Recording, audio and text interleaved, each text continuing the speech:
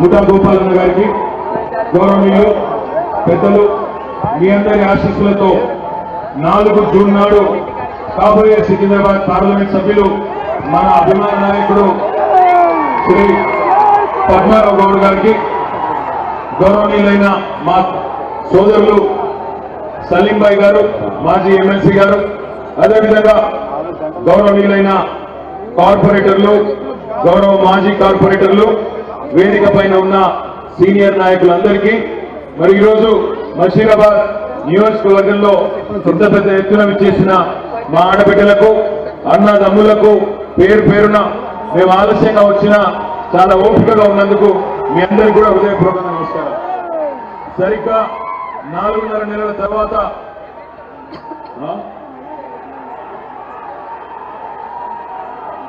జయసీమ గురించా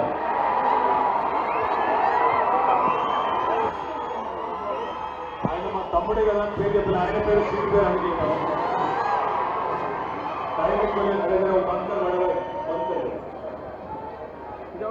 అందరికీ సరిగ్గా 4.5 నెలల కిందట ఇక్కడికి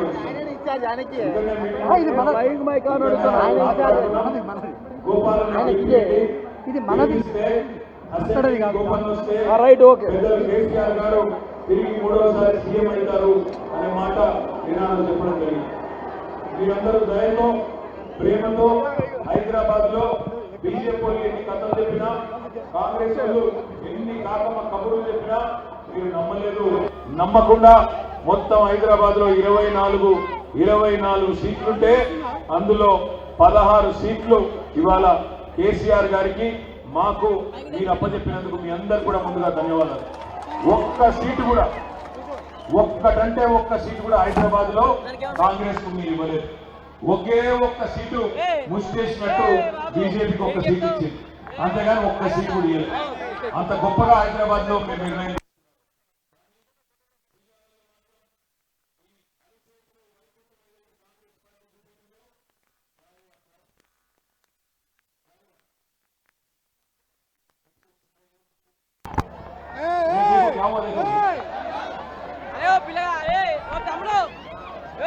చేతిలో వైకుంఠం చూపెట్టి కాంగ్రెస్ పార్టీ వాళ్ళు ఆనాడు మరి కొన్ని జిల్లాలలో ప్రజల్ని ఆగం చేసి మోసం చేసి మొత్తానికైతే 1.8% ఓట్లతో మరి గెలిచి అధికారంలోకి వచ్చినారు. 4.5 నెలలు కరెక్ట్ గా కాంగ్రెస్ పార్టీ అధికారంలోకి వచ్చి, ఇప్పుడు నేను ఇక్కడికి వస్తా ఉంటే ఉప్పల్ నుంచి వచ్చేటప్పుడు మెట్రో పిల్లర్ల మీద చూసిన సిగ్గు లేకుండా రేవంత్ రెడ్డి రాసుకున్నాడు 6 గ్యారంటీలలో 5 గ్యారంటీలు అమలు చేసేసినా అయిపోయింది అని రేవంత్ రెడ్డి గారు చెప్తా ఉన్నారు. అదేవిధంగా ఇలా రాహుల్ గాంధీ వచ్చిండు, పాపం ఆయనకేమో తెలియదు, ఆయనకి ఏం తెలియదు, కనీసం తెలియదన్న విషయం కూడా తెలియదు రాహుల్ గాంధీ. వచ్చిండు, వచ్చి ఏదో పేపర్ మీద రాసిస్తే చదివేసిండు. ఏమని తెలంగాణలో ప్రతి ఆడబిడ్డకు నెలకు 2,500 రూపాయలు కాంగ్రెస్ ప్రభుత్వం ఇస్తున్నది అని ఇవాళ రాహుల్ గాంధీ గారు ఆదిలాబాద్ లో చెప్తా ఉన్నాడు. నేను ఇక్కడికి వచ్చిన మా ఆడబిడ్డలను, అన్నదమ్ములను ఒకటి అడుగుతా ఉన్నాను, ఎన్ని మాటలు చెప్పింది కాంగ్రెస్, ఒక్కటన్నా అమలైందా? దయచేసి ఆలోచన చేయండి. నెలకు 2,500 రూపాయలు వస్తున్నాయా? మీకెందుకు వస్తాయి తమ్మి, మహిళలకు వస్తాయి. నెలకు 2,500 రూపాయలు మహిళా తల్లులకు వస్తున్నాయా? అసలు మహిళలు ఎక్కడ వేరు? మీరు తొక్కేసారు తమ్మి, అంత మొత్తం మనం నూకేసారు. అట్లాగే పెద్ద మనుషులకు నెలకు 4,000 రూపాయలు ఇస్తామన్నారు, ఇస్తున్నారా? 4,000 రూపాయల పెన్షన్లు వస్తున్నాయా? అదే విధంగా తులం బంగారం ఇస్తా అన్నాడు కేసీఆర్ గారు. కళ్యాణ లక్ష్మి ఇచ్చిండు, నేను తులం బంగారం ఇస్తా దాని మీదకెళ్ళి అన్నాడు. మరి 1,50,000 మంది పెళ్లి చేసుకున్నారు కాంగ్రెస్ ప్రభుత్వం వచ్చినాక. ఒక్కలకన్నా తులం బంగారం వచ్చిందా? ఆడపిల్లలకు, చదువుకునే ఆడపిల్లలకు స్కూటీలు ఇస్తా అన్నాడు, ఎవరికన్నా ఇచ్చిందా? మా చదువుకునే తమ్ముళ్లకు నెలకు 4,000 రూపాయల నిరుద్యోగ భృతి అన్నాడు, వచ్చిందా? ఒక్కటి కూడా రాలే. కానీ సిగ్గు లేకుండా పచ్చి జూటా మాటలు. ఇవాళ మళ్ళొక్కసారి హైదరాబాద్ లో మీ చేతిలో సావు దెబ్బ తినడానికి మన పార్టీలో గెలిచిన ఒక ఎమ్మెల్యే, ఖైరతాబాద్ లో గెలిచిన ఒక ఎమ్మెల్యే తీసుకొచ్చి ఇవాళ కాంగ్రెస్ పార్టీ అభ్యర్థి అని చెప్పి పార్లమెంట్ నిలబెట్టింది. అందుకే నేను అంటున్నా, దయచేసి కాంగ్రెస్ పార్టీకి మొన్న హైదరాబాద్ లో ఎట్లయితే బుద్ధి చెప్పినరో మళ్ళొక్కసారి వాళ్ళకు సిగ్గొచ్చే విధంగా తీర్పు ఇవ్వాల్సిన బాధ్యత మన మీద ఉన్నది. ఇవాళ మరొక పార్టీ ఇక్కడ మన పోటీ నాకు తెలిసి అయితే కాంగ్రెస్ తో లేదు, కరెక్టేనా? మసీరాబాద్ లో పోటీ కాంగ్రెస్ తో లేదు కదా, కొద్దిగా బీజేపీతోనే ఉందా? బీజేపీ గురించి కూడా మైదాన్ని కోయినాయిగా.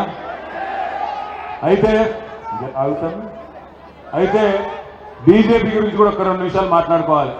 5 ఏళ్ల కిందట ఆగురా అయ్యా, నువ్వు పక్కకి వెళ్ళి సపోర్ట్ 5 ఏళ్ల కిందట ఆనాడు కిషన్ రెడ్డి గారు గెలిచిండు. 5 ఏళ్ళు అయింది, కేంద్ర మంత్రి అయింది, బ్రహ్మాండమైన మంత్రి పదవి తీసుకున్నాడు, క్యాబినెట్ లో మంత్రి ఉన్నాడు. హైదరాబాద్ కు వరదలు వచ్చినాయి, రూపాయి తెచ్చిందా? కిషన్ రెడ్డి గారు రూపాయి తెచ్చిందా? హైదరాబాద్ కు వరదలు వస్తే హైదరాబాద్ లో మెట్రో కట్టుకున్నాం, రూపాయి సాయం చేసిందా? కరోనా టైంలో ఎక్కడున్నాడు కిషన్ రెడ్డి? ఏం చేసిండు? కుర్కురే పాకెట్లో వచ్చిందా? కరోనా టైంలో పద్మారావు గారేమో కోట్ల రూపాయలు ఖర్చు పెట్టి పేదవాళ్లకు భోజనం పెడితే కిషన్ రెడ్డి గారు మాత్రం కుర్కురే ప్యాకెట్లు వంచింది. కిషన్ రెడ్డి గారు చేసిన అతి గొప్ప పని ఏంటంటే ఈ 5 ఏళ్లలో కుర్కురే ప్యాకెట్లు వంచుడు తప్ప మసీరాబాద్లో కనవడలే, అంబర్పేటకు పోలేదు, కనీసం సికింద్రాబాద్ సనత్ నగర్ లో కాలు కొట్టలేదు. నాంపల్లిలో మాత్రం ఒక సింటెక్స్ ట్యాంక్ ఓపెన్ చేసిండు, రిబ్బన్ కట్ చేసి నేను చూసిన. సీతాఫల్ మండిలో కూడా ఆ రైల్వే స్టేషన్ లో 2 లిఫ్టులు పెడితే ఆ లిఫ్టులకు మాత్రం రిబ్బన్ కట్ చేసి. 5 ఏళ్లు కేంద్ర మంత్రి ఎంత పని చేయాలి? నిజానికి తప్పకుండా గొప్పగా పనిచేసే అవకాశం ఉండే, చేయలే. ఇంకొక మాట నేను అడుగుతా ఉన్నా, ఇవాళ కేసీఆర్ గారి ప్రభుత్వం పోయిందనే బాధ హైదరాబాద్ లో ప్రతి ఒక్కరిలో ఉంది. నేను ఇక్కడున్న మా అన్నదమ్ములను ఆడబిడ్డలను ఒకటే అడుగుతా ఉన్నా, ఇందులో బలవంతం ఏం లేదు, మీకు ఇష్టమైతేనే చెప్పుర్రి. కేసీఆర్ ఉన్నప్పుడే బాగుండే అనుకున్నటోళ్ళు చేయలేవట్టు, బలవంతం ఏం లేదు, మీ ఇష్టం. పక్కా అయితే మీకు ఒక బెస్ట్ ఉపాయం చెప్తా. కేసీఆర్ ఉన్నప్పుడే బాగుండేదని మీ ఫీలింగు, ఈయన వచ్చినాక చిల్లర మాటలు ఉద్దర పనులు తప్ప ఏం అయితలేదు నాతో. మీకు కనబడుతుంది, నాకు కూడా కనబడుతుంది. బెస్ట్ ఉపాయం చెప్తా మీకు. కరెంటు పోతుంది, నీళ్ళు వస్తలేవు, నాకు ఎరికెత్తాను. కందిలు పట్టుకొని నిలబడ్డారు మా చెల్లెలు, కరెంటు పోతున్నది, మరి పైన కూడా కందిలు పట్టుకొని అక్కడ కూడా నిలబడ్డారు మా చెల్లెలు. మళ్ళా కాంగ్రెస్ వచ్చింది, కరెంటు పోయింది, కందిళ్ళు కూడా వాపస్ వచ్చినాయి, ఇన్వర్టర్లు వాపస్, జనరేటర్లు వాపస్. అందుకే మీ అందరికీ బెస్ట్ ఉపాయం చెప్తా. ఉపాయం ఏంటి అంటే, మీ అందరు కలిసి గట్టిగా ఒక 10-12 ఎంపీ సీట్లు మా చేతిలో పెట్టుండ్రి. 6 నెలల్లో తిరిగి కేసీఆర్ గారు రాష్ట్ర రాజకీయాన్ని శాసిస్తాడు. ఒక్కటే, ఇంతకు మించిన ఉపాయం ఏం లేదు. మీరు రోడ్డు ఎక్కేది లేదు, ఎవరిని తిట్టేది లేదు, నోరు ఖరాబ్ చేసుకునేది లేదు. అనవసరంగా వాళ్ళు తిట్టినట్టు గలీజ్గా మనం తిట్టే అక్కర కూడా లేదు. సోషల్ మీడియాలో అనవసరంగా ఆగమాగం అయ్యేది లేదు. ఒకటే ఒక్క పని, ఈ కరెంటు సమస్య పోవాలన్నా, ఈ మంచిళ్ళ పోవాలన్నా, మనకు వచ్చే పెట్టుబడులు ఇలా వెనకపోతున్నాయి. ఇదివరకు వచ్చిన పెట్టుబడులు, మనం తెచ్చిన పెట్టుబడులు ఇలా హైదరాబాద్ నుంచి పెట్టిపోతా ఉన్నాయి. మొన్న ఒక కంపెనీ గుజరాత్కు పోయింది, కేన్స్ టెక్నాలజీస్ అనే కంపెనీ, 3700 కోట్ల పెట్టుబడి. ఇంకో కంపెనీ కార్నింగ్ అనే కంపెనీ చెన్నైకి వెళ్ళిపోయింది. వీళ్ళకు కొత్త పెట్టుబడులు తెచ్చే ముఖం ఎట్లాగూ లేదు, ఉన్న పెట్టుబడులు కూడా ఆపుకునే తెలివి లేదు. మనం మంచిగా చేసిన కరెంటు నిలుపుకుంటలేరు, మంచిగా చేసిన మంచినీళ్ళను కాపాడతలేరు. అట్లాంటి దుర్మార్గుల చేతిలో ఇవాళ ఈ రాష్ట్రం పోయింది. దయచేసి నేను మీకు చేసే విజ్ఞప్తుల్లో ఒకటే, పద్మారావు గారు లాంటి నాయకుడు, ఒక సెక్యులర్ నాయకుడు, హిందూ ముస్లిం అనే తేడా లేదు, ఎన్నడూ కూడా ఒక పొల్లు మాట కూడా ఎవరిని అననోడు. అన్నా అని పిలిస్తే అర్ధరాత్రి కూడా మీకోసం 2-3 కూడా కలుస్తాడు. ఎక్కువ దూరం కూడా కాదు, ఇక్కడనే పక్కనే టకారా బస్తీ, పక్కనే ఉంటుంది టకారా బస్తీ. అక్కడనే పుట్టిండు, అక్కడనే పెరిగిండు. ఇవాళ కార్పొరేటర్ స్థాయి నుంచి, గల్లీ నుంచి రేపు మీరు ఆశీర్వదిస్తే ఢిల్లీకి పోతాడు మన పచ్చన్న. గల్లీలో ప్రయాణం ప్రారంభమైంది, రేపు ఢిల్లీ దాకా పోతాడు. నేను ఒక్క మాట మాత్రం మీకు రిక్వెస్ట్ చేస్తున్నా, ఇలా బీజేపీ వాళ్ళని అడిగినాం అనుకో, ఎందుకు వేయాలనే నీకు ఓటు అని, వాళ్ళు చెప్పేది ఒకటే ఒక్క ముచ్చట, మేము గుడి కట్టినాం కాబట్టి మాకు ఓటేయండి, గుడి కట్టినాం ఓటేయండి. గుడి కడితే ఓటేయాలంటే మరి కేసీఆర్ కట్టలేదా గుడి? 4 ఏళ్ల కిందటనే బ్రహ్మాండమైన యాదాద్రి టెంపుల్ కేసీఆర్ కట్టలేదా? లక్ష్మీ నరసింహ స్వామికి అద్భుతమైన గుడి కట్టిండు కేసీఆర్. ప్రాచీన శిల్పకళా సంపదతో నవీన కళాకారులతో అద్భుతమైన గుడి, 1000 ఏళ్లు నిలిచిపోయే గుడి కేసీఆర్ గారు కూడా కట్టిండు. కేవలం గుడి మాత్రమే కాదు, కేసీఆర్ గారు ఆధునిక దేవాలయాలు కూడా కట్టిండు. ఆధునిక దేవాలయాలు అంటే ఏంది? శాశ్వతంగా నిలిచిపోయే ప్రాజెక్టు. కాళేశ్వరం లాంటి ప్రాజెక్టు, పాలమూరు రంగారెడ్డి ఎత్తిపోతల పథకం లాంటి ప్రాజెక్టులు, ప్రజలకు పనికొచ్చే ప్రాజెక్టులు, మన బీళ్లకు నీళ్లు తెచ్చే ప్రాజెక్టులు, ఎండిన గొంతులను తడిపే ప్రాజెక్టులు, హైదరాబాద్కు శాశ్వతంగా మంచినీరు తెచ్చే ప్రాజెక్టులు, బ్రహ్మాండంగా మన పరిశ్రమలకు నీళ్ళు ఇచ్చే ప్రాజెక్టులు కట్టిండు. కట్టడమే కాకుండా వాటికి దేవుళ్ళ పేర్లు పెట్టిండు, మనుషుల పేర్లు పెట్టలే. కొండ పోచమ్మ సాగర్, మల్లన్న సాగర్, రాజరాజేశ్వర సాగర్, రంగనాయక సాగర్ బ్యారేజీలు కడితే వాటికి కూడా దేవుళ్ళ పేర్లు పెట్టిండు. Lakshmi barrage, Parvati barrage, Saraswati barrage. దేవుళ్లను తలుచుకోవడమే గొప్ప పని అయితే, దేవుళ్లకు సేవ చేయడమే గొప్ప పని అయితే, కేసీఆర్ కంటే ఎక్కువ సేవ చేసిందా నరేంద్ర మోడీ? నేను అడుగుతా ఉన్నా. ఇంకొక మాట కూడా నేను అడుగుతా ఉన్నా. 10 ఏళ్లు ప్రధానమంత్రిగా మోడీ గారు ఉన్నారు. 10 ఏళ్లు పనిచేసినాక మళ్ళీ ఓట్ల కోసం వస్తే ఏమడగాలి?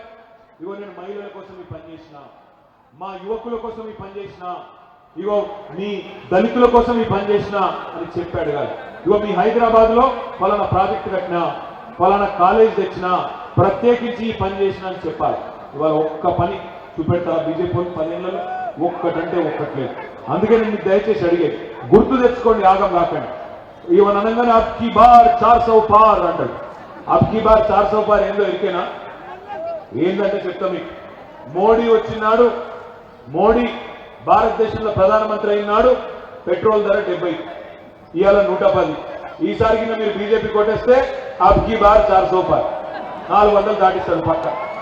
పక్క 400 దాటిస్తాడు. నేను ఉత్తరాన్ని చెప్తాను ఈ మాట. మీకు ఒక చిన్న మాట చెప్తా, దయచేసి మనసుకి ఎక్కించుకోండి. మా ఆడబిడ్డలు ముఖ్యంగా జాగ్రత్త వినాలి. ఇవాళ భారతదేశంలో అన్ని పిరమైంది. పప్పు పిరమైంది, ఉప్పు పిరమైంది, నూనె పిరమైంది, చింతపండు పిరమైంది, సామాన్యుడు తినే ప్రతిదీ పిరమై కూర్చున్నది. ఎట్లా పిరమైనది? ఎట్లా ఇవాళ ధరలు పెరిగినాయి? ఒకటే ఒక కారణం. మన దేశంలో పెట్రోల్ డీజిల్ ఎట్లకెళ్ళి తయారు చేస్తారో క్రూడ్ ఆయిల్, ఆ క్రూడ్ ఆయిల్ అంటే ముడి చమురు, అది మన దగ్గర దొరకదు. బయటికి వెళ్ళి తెచ్చుకోవాలి. గల్ఫ్ దేశాలలో దొరుకుతుంది, ఆడికెళ్ళి మనం తెచ్చుకుంటాం. మోడీ గారు వచ్చినాడు 2014లో క్రూడ్ ఆయిల్ ధర బ్యారెల్ లెక్క అమ్ముతారు. బ్యారెల్ క్రూడ్ ఆయిల్ ధర $100. ఇవాళ 10 ఏళ్ల తర్వాత బ్యారెల్ క్రూడ్ ఆయిల్ ధర $84, అంటే $16 తగ్గింది. మరి క్రూడ్ ఆయిల్ ధర తగ్గితే పెట్రోల్ ధర, డీజిల్ ధర తగ్గన్నా పెరగన్నా? తగ్గాలి కదా. మరి తగ్గిందా? 60 రూపాయల డీజిల్ ఏమో 105 అయింది, 74 రూపాయల పెట్రోల్ ఏమో 110 అయింది. ఏమయ్యా మోడీ గారు ఎందుకైంది ఇట్లా అంటే, ఆయన ఏం చెప్తాడు? దేశ జాతీయ రహదారుల నిర్మాణం కోసం అంటాడు. నాకు ఒక్క జాతీయ రహదారి చూపెడతారా? టోల్ కట్టే అవసరం లేకుండా పోయే రహదారి ఒకటని ఉందా దేశంలో? నువ్వు విజయవాడ ఓ, బెంగళూరు ఓ, ఆదిలాబాద్ ఓ, ఎటన్నా ఓ దేశంలో ఒక్క రోడ్డు చూపెట్టు టోల్ కట్టే అవసరం లేకుండా. మరి ఎక్కడికి పోయినాయి పైసలన్నీ? ఈ 10 ఏళ్లలో నరేంద్ర మోడీ 30 లక్షల కోట్లు వసూలు చేసిండు పెట్రోల్ మీద, డీజిల్ మీద. రేపు పొద్దున మీరు మీ బైక్లో పెట్రోల్ కొట్టించుకుంటప్పుడు యాది పెట్టుకోండి, ఒక్కొక్క పైసా 10 ఏళ్లలో మీ ముక్కు వెండి వసూలు చేసినోడే నరేంద్ర మోడీ. 30 లక్షల కోట్లు. ఏం చేసిండు తెలుసా? 30 లక్షల కోట్లను అందులో 15 లక్షల కోట్లు తీసుకుపోయి అదానీలకు, అంబానీలకు రుణమాఫీ చేసినాడు నరేంద్ర మోడీ. ఇవాళ నేను చెప్తే మీకు కొంతమందికి అనిపిస్తుండొచ్చు, అట్లా చేస్తాడా? నేను చెప్పింది తప్పని కిషన్ రెడ్డి రివ్యూ చేస్తే రేపు ఇదే టైంకి ఇక్కడికే వస్తాను, రాజీనామా ఆయన ఒకన వరుస్తుంది. నేను చెప్పింది తప్పు కాదు. కాకులను కొట్టి గద్దలకు పెట్టిండు నరేంద్ర మోడీ, పేదలను పెట్టిండు, పెద్దవాళ్ళకు పెట్టిండు. డీజిల్ ధరలు పెరిగితే బస్ కిరాయిలు పెరుగుతాయా పెరిగాయా? డీజిల్ ధరలు పెరిగితే బస్ కిరాయిలు పెరుగుతాయా పెరిగాయా? డీజిల్ ధర పెరిగితే సరుకు రవాణా ఛార్జీలు పెరుగుతాయా పెరిగాయా? మరి డీజిల్ ధరలు పెరిగితే పప్పు ధర, ఉప్పు ధర, నూనె ధర, చింతపండు ధర పెరుగుతుందా పెరగదా? అవి పెరిగినాయి. ఈరోజు మా ఆడబిడ్డలందరూ తిట్టేది గంటకి 400 సిలిండర్ 1200 చేసినాడు మోడీ. అబ్కి బార్ 400 పార్ అంటే అది సీట్ల సంఖ్య కాదు. అబ్కి బార్ 400 పార్ అంటే పెట్రోల్ 400 బరాబర్ దాటిస్తా అని చెప్తున్నాడు మోడీ. అందుకే చెప్తున్నా మీకు, దయచేసి ఆగమై ఓటేయకండి. ఏమన్నంటే మతం తప్ప ఇంకోటి తెలియదు. ఏమన్నంటే ముస్లింలను తిట్టుడు, ముస్లింలంటే ఎక్కువ పిల్లలు కంటారట, ఎక్కువ పిల్లలు కంటే జాతి సంపద వాళ్ళకే పోతుందని చిల్లర మాటలు. 10 ఏళ్లు ప్రధానమంత్రిగా పనిచేసినోడు మాట్లాడాల్సిన మాట నేనా? 2 కోట్ల ఉద్యోగాలు ఇస్తాను సంవత్సరానికి, 10 ఏళ్ళలో 20 కోట్ల ఉద్యోగాలు ఇవ్వాలి. నల్లధనం వాపస్ తెస్తా, ప్రతి కుటుంబానికి 15 లక్షలు ఇస్తా అన్నాడు. అది ఎప్పుడో మర్చిపోయింది. బుల్లెట్ రైళ్లు ఉడుకుతాయి దేశంలో అన్నాడు. అవి మర్చిపోయింది. ఏం పీకినావు మరి 10 ఏళ్ళు? ఏమి పీకింది లేదు కాబట్టే ముస్లింలను తిట్టాలి, ఇంకోళ్ళని తిట్టాలి, రెచ్చగొట్టాలి, ఓట్లు వేయించుకోవాలి, అవతల పడాలి. ఒకసారి పుల్వామా పేరు మీద ఓట్లు, ఈసారి శ్రీరాముడి పేరు మీద ఓట్లు. శ్రీరాముడు దేవుడు అందరివాడు, కానీ శ్రీరాముడు మర్యాద పురుషుడు. ఏం చెప్పిండు శ్రీరాముడు? రాజధర్మం పాటించు అన్నాడు. రాజధర్మం అంటే ఏంది? గుజరాత్ ఒక తిరిగి చూడొద్దు, తెలంగాణ ఇంకో తిరిగి చూడొద్దు. ప్రధానమంత్రి అనేటోడు గుజరాత్ సాయం చేస్తే తెలంగాణ గురి చేయాలి. గుజరాత్ లో వరదలు వస్తే 1000 కోట్లు ఇస్తావు, తెలంగాణలో వరదలు వస్తే, హైదరాబాద్ లో మూసి వరదలు వస్తే రూపాయి ఇయ్యవు. ఇదే నా శ్రీరాముడు చెప్పిన ధర్మం. హైదరాబాద్ తెలంగాణకు ఒక్క కాలేజ్ ఇయ్యవు, ఒక్క స్కూల్ ఇయ్యవు. మెట్రో కట్టుకుంటామంటే చిన్న చిన్న పట్టణాలకు సాయం చేస్తావు, కానీ హైదరాబాద్ దేవు. ఎందుకు వేయాలి మరి నీ కోటు? ఇక్కడ ITIR ఉంటే రద్దు చేసింది మోడీ. ఇవాళ వచ్చి తీయటి పుల్లటి మాట్లాడితే కాదు. ఒక్క ఫ్లైఓవర్ కట్ట చేత కాదు. మనం హైదరాబాద్ లో 10 ఏళ్లలో 36 ఫ్లైఓవర్లు కట్టినాం. ఇక్కడనే నాయన నరసింహారెడ్డి గారి పేరు మీద బ్రహ్మాండంగా ఆర్టీసీ క్లాస్ మీద అద్భుతమైన ఫ్లైఓవర్ కట్టినాం. 36 కట్టినాం, ఒకటి కాదు. 10 ఏళ్లలో 36 కట్టినాం. 2 రోడ్ల అప్పచెప్పినాం బీజేపీలో. ఒకటి ఉప్పల్ నుంచి వరంగల్ పోయే రోడ్ల ఒకటి అప్పచెప్పినాం, రెండోది అంబర్పేటలో అప్పచెప్పినాం. 2 కూడా కట్ట శాత కాలేదు వాళ్ళకి 10 ఏళ్లలో. ఏ ముఖం పెట్టుకుని ఓటు అడుగుతాడు కిషన్ రెడ్డి? నాకు తెలియని అడుగుతా. 2 ఫ్లైఓవర్లు కట్టరాదు, పైసా వేయరాదు, పైసా సహాయం చేయవు వరదలు వస్తే, ఒక్క కాలేజ్ దేవు, ఒక్క రూపాయి కనీసం ఇక్కడ ఒక్క మనిషికి సాయం చేసినవి కాదు. ఏమన్నంటే ఒకటే ఒకటి, మతం పేరు మీద ఓట్లు అడగాలి, హిందూ ముస్లిం ఫీలింగ్ తేవాలి, 4 ఓట్లు వేసుకోవాలి, అవతల పడాలి. దండం పెట్టి చెప్తా ఉన్నా, మీ అందరినీ కోరేది ఒకటి. సికింద్రాబాద్ లో ఇలా పద్మారావు గారి కంటే మంచి క్యాండిడేట్ ఎవరు లేరు. సికింద్రాబాద్ పార్లమెంట్ లో పద్మారావు గౌడ్ గారి కంటే మంచి క్యాండిడేట్ ఎవరు లేరు. ప్రజల మనిషి. మీరు అర్ధరాత్రి 2ంటికి 3ంటికి పోయినా మీకు అందుబాటులో ఉండే మనిషి. రేపటి రోజున మీకు కష్టం వచ్చినా ఏమొచ్చినా కేసీఆర్ గారి దగ్గర పోయి అడిగి చేయించగలిగే మనిషి. మీరు కేసీఆర్ గారు తిరిగి రాష్ట్ర రాజకీయాన్ని శాసించాలి అనుకుంటే 13 తారీఖు నాడు మా చిచ్చ పద్మారావు గౌడ్ గారి ఓటేయండి. ఒకవేళ మీకు మనసు నిండా ప్రేమని గమ్మత్తైందని కొంతమంది మిత్రులు మాట్లాడతారు. అన్న మా కేసీఆర్ అంటే ఇష్టమేనే, కానీ పార్లమెంట్ కాడికి వచ్చే వరకు మీరు ఏం చేస్తారన్నా, మీకేముంటుందన్నా మాట్లాడతారు కొంతమంది. వాళ్ళకి నేను చెప్తున్నా ఒకటే మాట. 2001లో కేసీఆర్ పార్టీ పెట్టినప్పుడు ఆ రోజు కొంతమంది ఇదే మాట అన్నారు. దబ్బన కేసీఆర్ 17 పార్లమెంట్ సీట్లు గెలిచినా ఏం చేస్తారా మీరు? తెలంగాణ రావాలంటే 272 మందిని ఒప్పియాలి కదా అన్నారు. ఆ రోజు మీరు 5 సీట్లు ఇచ్చారు కేసీఆర్. ఆ 5 సీట్లతోనే పార్లమెంట్ నొప్పించి 35 పార్టీలు నొప్పించి తెలంగాణ తెచ్చినోడు కేసీఆర్. రేపు మీరు 10-12 అప్పచెప్పుండ్రి, ఢిల్లీ మెడల్ వంచకపోతే మమ్మల్ని పట్టుకోండి. అందుకే నేను అంటా ఉన్నా, మనోడు ఉండాలి. రేపు హైదరాబాద్ మీద ఒక కుట్ర కూడా జరగబోతుంది. ఇదొక్కటి జాగ్రత్తగా వినండి.